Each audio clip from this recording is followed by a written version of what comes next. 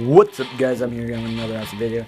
Today I'm here with the top 10 list for my first one, and I'm not doing this alone. Maybe you thought, but here he is. Hey, what's up, guys? I'm thinking about starting my YouTube channel. and, so, without further ado, let's get this started. Alright.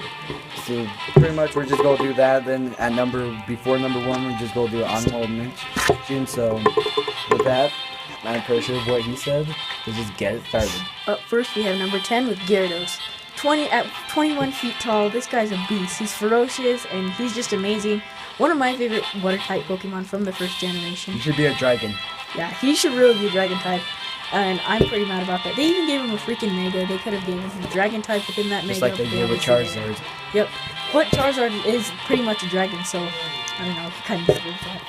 Alright, so at number 9 we have Rapidash, a really cool Pokemon that we got from the anime. Why it's on here is because, look at it, it's a pony that's on fire, and I like Ponyta, and it's an evolution of Ponyta. And I remember the anime, and like, if you touch it, the flames will burn you if it like cares about you, if you have a connection, friendship. So I just find that to be really cool, and Rapidash, I like it for its art. It's pretty powerful in battle, and to be honest, the main reason here is because how it sounds and its artwork is mainly it. Up next at number 8, we have Butterfree. I like Butterfree's whole evolution line. It's pretty good bug type, and it's also the very first bug Pokemon that they made. I really like Caterpie too. Metapod really sucks, even in the anime, because it just keeps her using Harden. And Harden isn't a very good move. All it does is just raises their defense.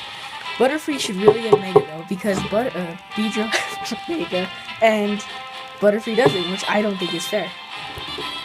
And now at number 7 we have Arcanine, or Arcanine. It is a really cool Pokemon. I like it. The artwork is nice. It's like a tiger dog.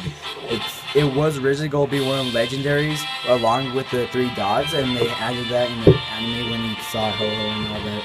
But if you look in the anime, in this one specific episode with James had a Growlithe, and that thing protected him.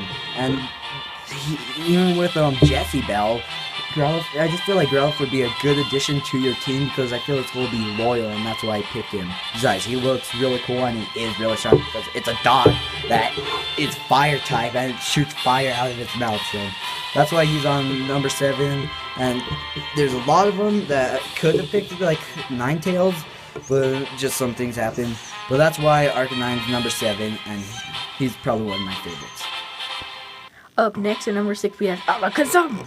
He is amazing. He was OP in Gen 1, especially in Red and Blue. I don't know about Yellow. I really didn't play Yellow a whole lot. Not much. He is an awesome Mega. It's pretty cool. He just looks awesome. Abra's such a douche to catch though, because he just keeps using Teleport. When you catch him and you evolve him, the sucky part is that when you evolve him, you have to trade. But he's an awesome Pokemon to worth evolve. And now at number 5 we have Pidgeot, which is a really good addition, especially if you play the original like Red and Blue, or like the remakes of it, Fire Red, Leaf Green, those games.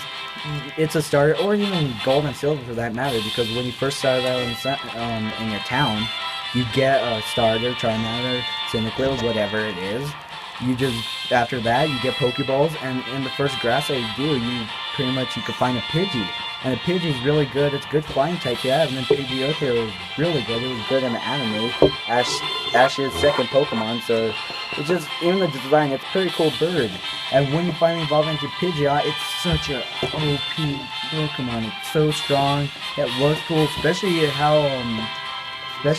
Mega.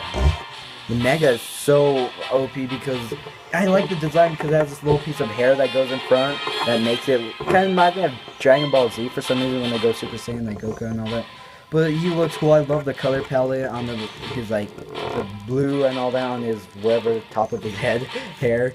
But we picked him on this choice because of the looks and how useful he was, especially when you play the games like Heart Gold, Soul Silver, or just Silver and Gold, Red and Blue, and Fire Red, Leaf Green. Those games, he was a really good partner to have, and getting Pokemon besides your starter. Up next at number 4 we have Mewtwo. Mewtwo is amazing. Even though he's supposed to be a form of Mew, oh, he's amazing. He's one of the best man-made Pokemon that there is out there. They even made a movie about him, and he thought he was a trainer. Ooh, he's way better. He's way better as a Pokemon. He's OP, he's really powerful. And he was just amazing in Gen 1. He was really cool to catch too. When I first saw him, I was like, oh, that's an awesome Pokemon. And so I went to catch him, but he was super hard to catch, I thought. He has 2 Megas. I really like X. It's alright, but Y is amazing.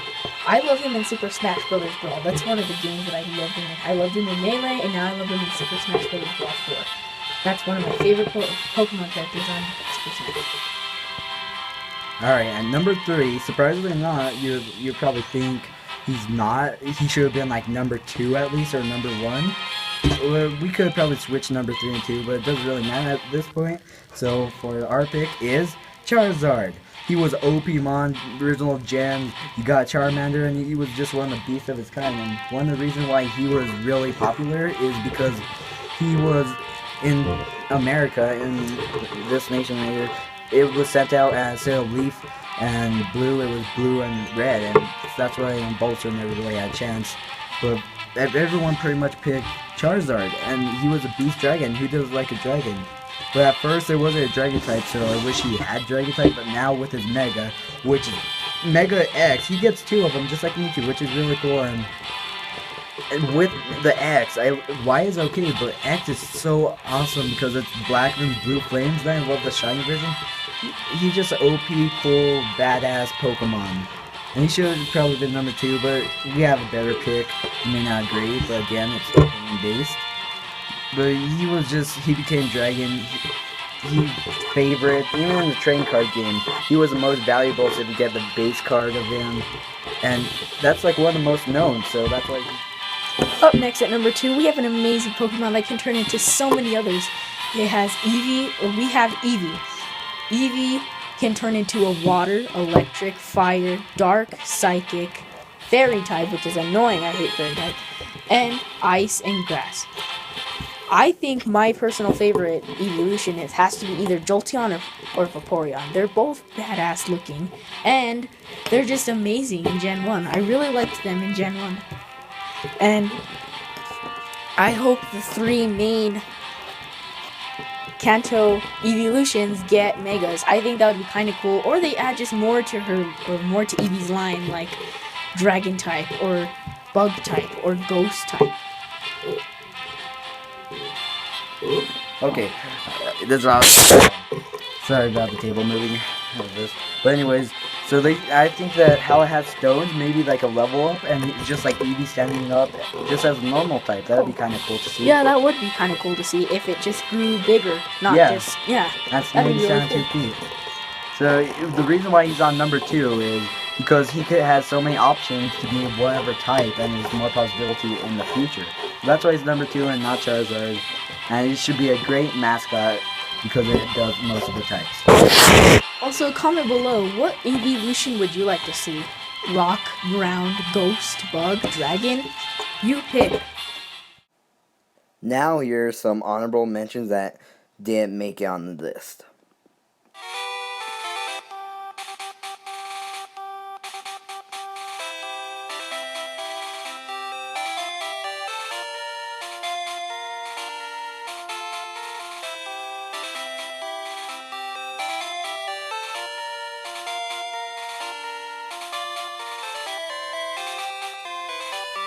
Now at number 1 we have Magikarp. Magikarp is Magikarp. amazing. All he can do is just splash, man, and that doesn't affect anything. The only reason he's up here is because he can evolve into badass Gyarados. And he's gold when he's shiny! Just kidding. But on a serious note, our number 1 pick is actually Ditto. Ditto's amazing. He can turn into any Pokemon, even if it's Mega, Primal, Not doesn't just matter. Pokemon, he could turn into the... He could probably turn into the an video. item. Yeah, he could turn into an Hey, item. he could be you right now. Are you Ditto? Yeah, it's amazing. He can turn into anything because he's just a gluttonous glue that can just turn into anything. A failed attempt to make Mew. Yeah, that's a theory because he was found where Mewtwo was created in the original game. And yeah, he just failed attempt with Mew is a theory. But why he's up here is because he could turn in all the Charizard, everyone we listed on the list, the honorable mentions, he could turn into those. No matter what, he could turn into them.